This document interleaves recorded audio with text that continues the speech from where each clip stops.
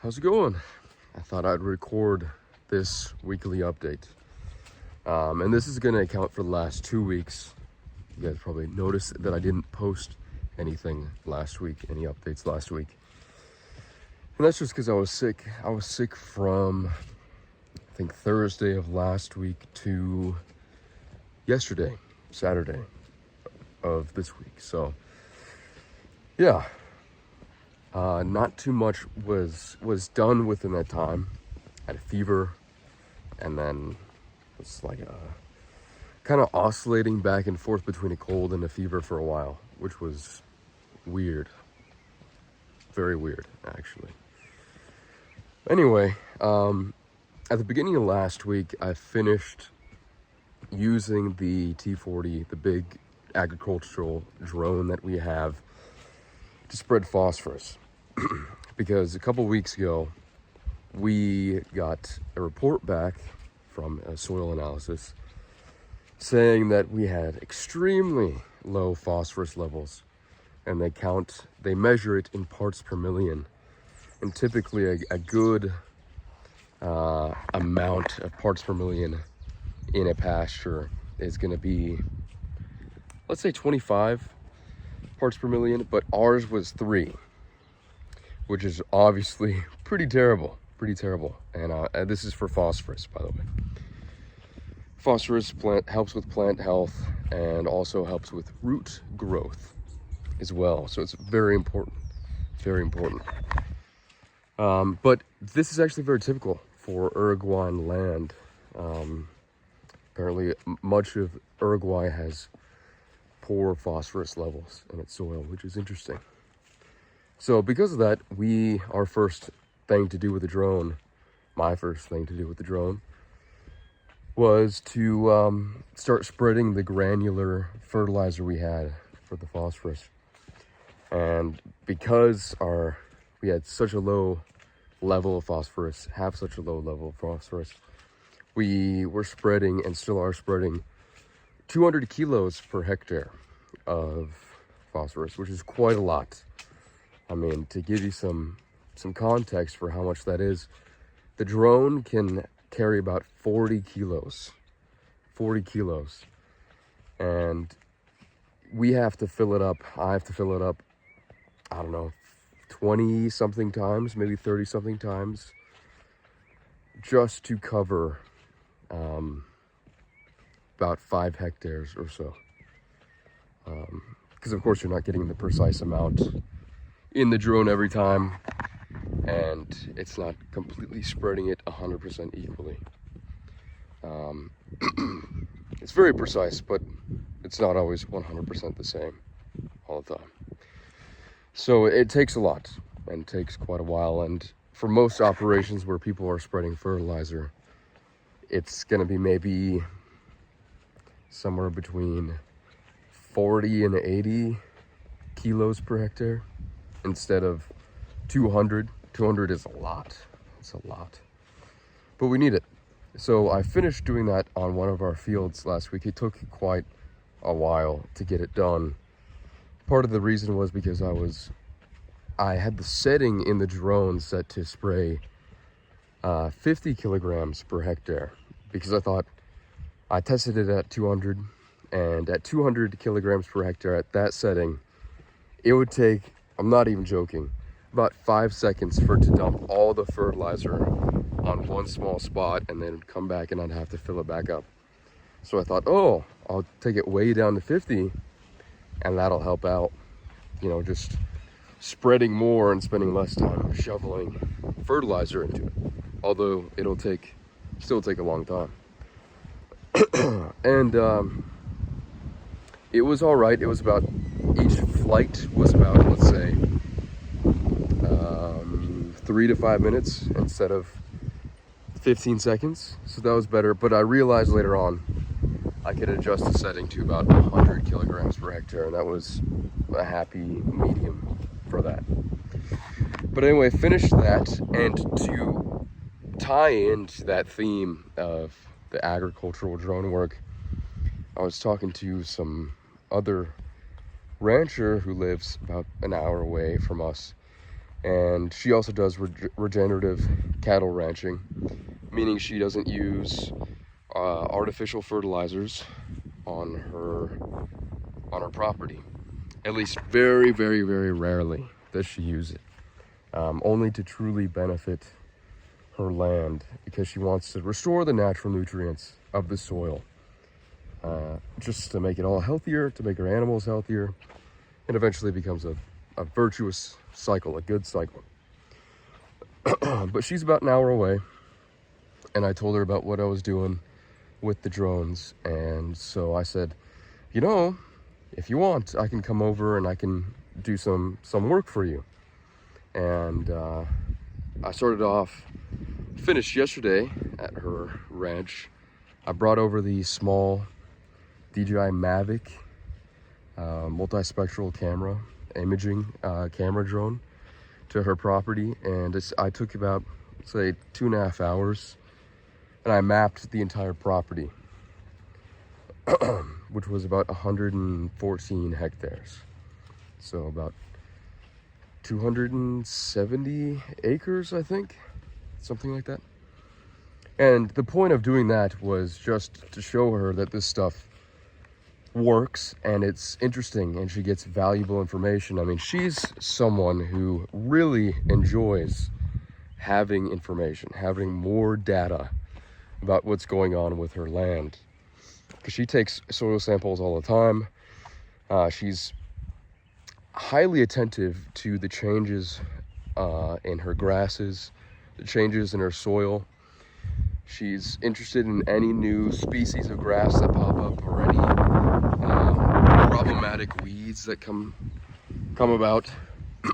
So this was like another piece of the puzzle for her. I think it will be. I haven't sent it to her yet, but I think she'll enjoy it, because it gives her a better idea of what's going on and where she can focus her efforts, where she can prioritize, let's say, keeping cattle on a piece of land longer or shorter, where she might need more of a specific type of chemical.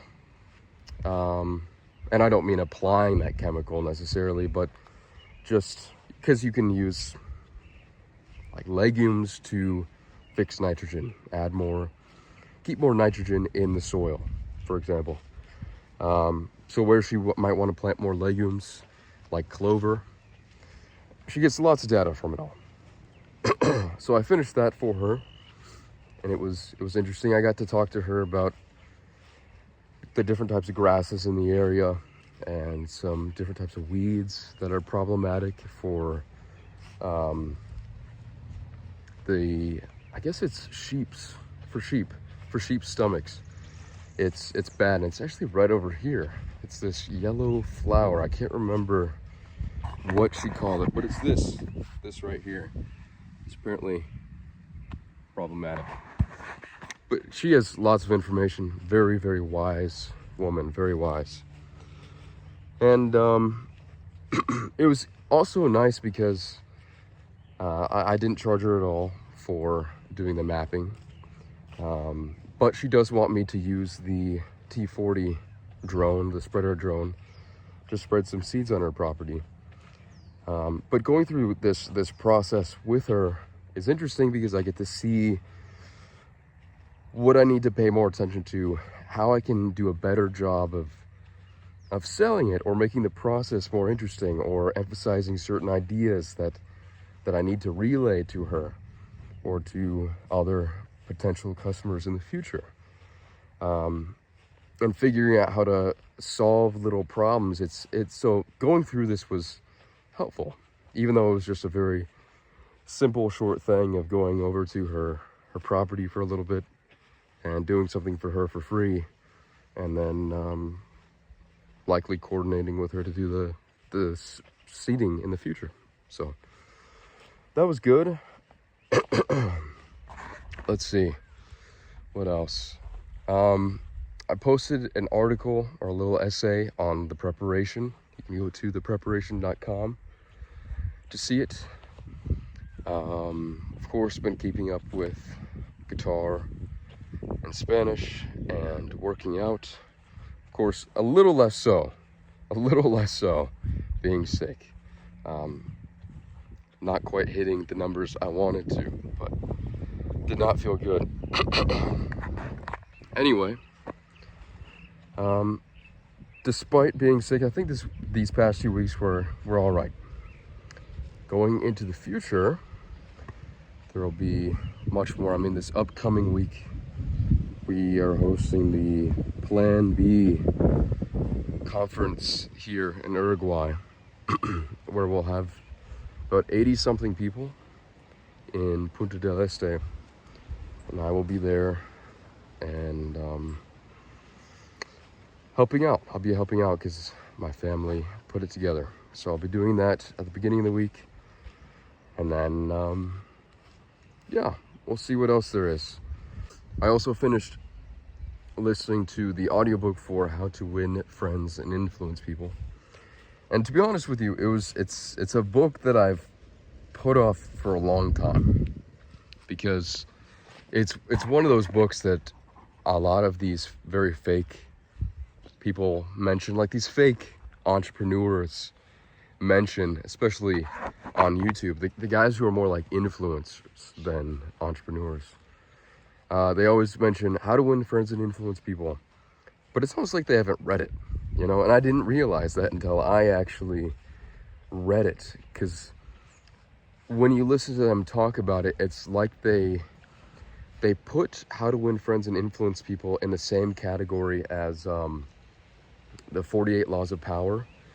Like it's not about being a better human, at least not in the way they describe it, and just really, learning how to listen to people, learning how to speak to people, being interested in people, like getting to the point where you're genuinely interested in people. And of course, using that to your benefit, but also the moral of the story from all the stories that are told within How to Win Friends and Influence People is that you are actually aiming to become better, not for any end goal, but that's like a nice side. That's a huge side benefit to it, because it can't be faked. It can't be faked.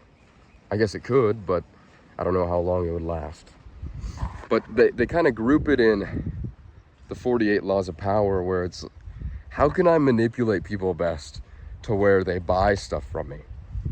So I put that book off for a long time, thinking like, it's just another one of those, But I was wrong. It was actually a really good book, and it reminds me of Zig Ziglar and his books and his audio recordings of his lectures, because it's uplifting and it's good to hear, and it makes you actually want to be better and more productive, a better human being. So it was actually a fantastic book, and I do recommend it. Along with that, I've been reading The Lean Startup. I believe it's by Eric Ries.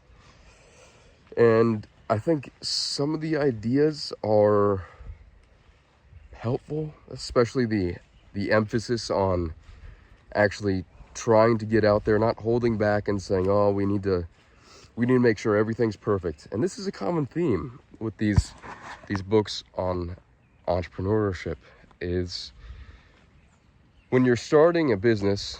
Now I'm relaying what I am gathering from these books. I'm not giving any advice. I'm just relaying it. But it's a lot of them are basically saying, don't hold off until you think everything is just right or just perfect, because it's not.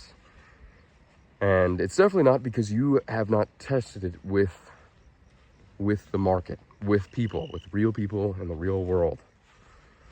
And so it's about diving into that as soon as possible, figuring out what people actually want, because you're not going to change anyone's minds. You're not going to come up with some brand new innovation, or trick people into buying your thing and they'll actually somehow enjoy it. It's not like that. You have to give people what they want. And when you're creating something new, going through creative product, putting out that creative energy to do so, you need to test it out and see if that's something people actually want, if you expect to make money from it. So that's something that I've gotten from Ready, Fire, Aim by Michael Masterson, and also the Lean Startup, where it's like, you got to test things out first. You have to get out into the real world, even if it means that you lose a little bit of time and lose a little bit of money. It's better to figure out whether or not things are going to work very quickly rather than wait. And so that's been something I've tried to do as much as I can, because I still don't have the drone operator permit in Uruguay. So there's big limits on what I can do here for people regarding the drones.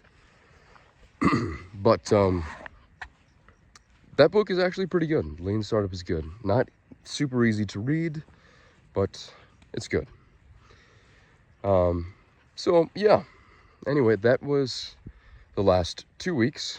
I guess something I didn't mention is that small project I have, because I live in a little house on our ranch here, is that I've just been trying to make it nicer with my girlfriend, actually. And so we just started painting that today, painting the interior of the house. So that was it for the last 2 weeks. But I'm looking forward to the rest of October, because I think it'll be good. It's just definitely hard to get stuff done when you feel terrible. I mean, a headache every day does not feel great. I gotta say that. So anyway, also I want to thank everyone, all of you guys who are creating your own Substacks, all you preppers out there, like Nathan, Eric, and James. I want to mention you guys because I saw your guys' weekly updates this week before mine. So I'm happy to see it. I'm happy to see it. And we need more people doing that.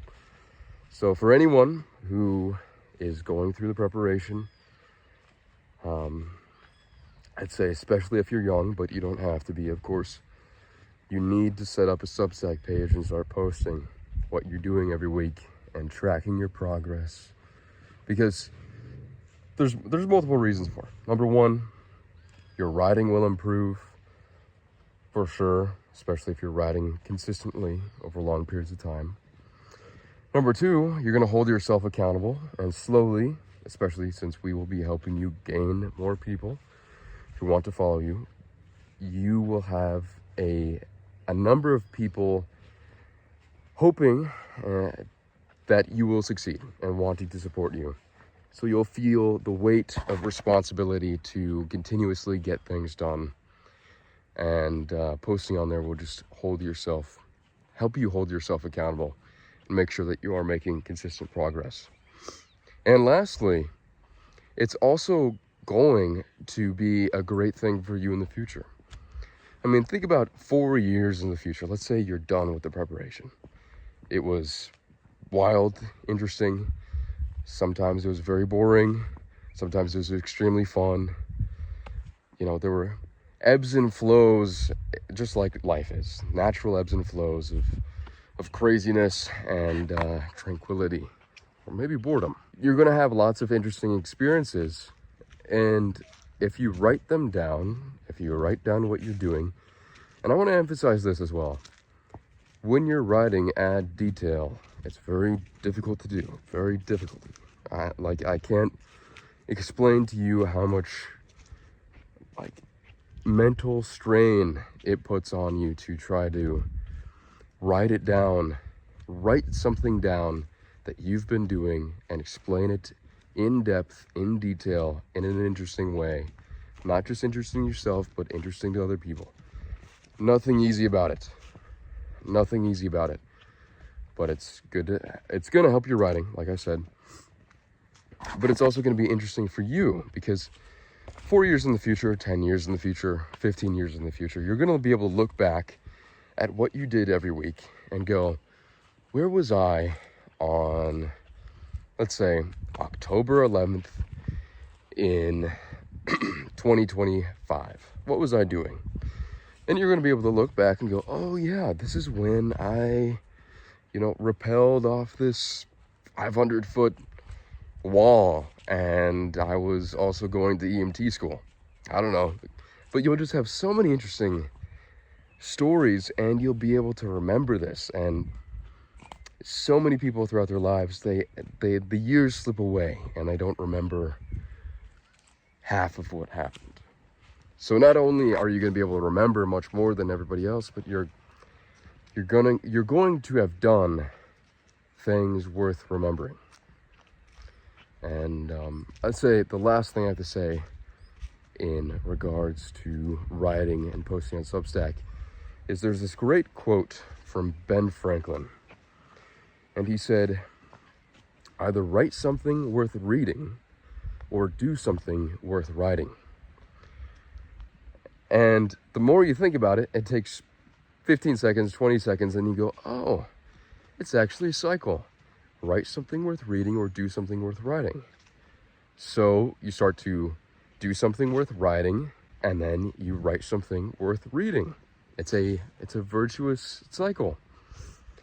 And you have to keep that in mind. When you have very little to write about, or you have something that isn't necessarily worth writing about, in the last week, and I'm saying this as much to myself as I am to you, believe me, then it's probably because you didn't do enough or weren't paying enough attention to what you were doing.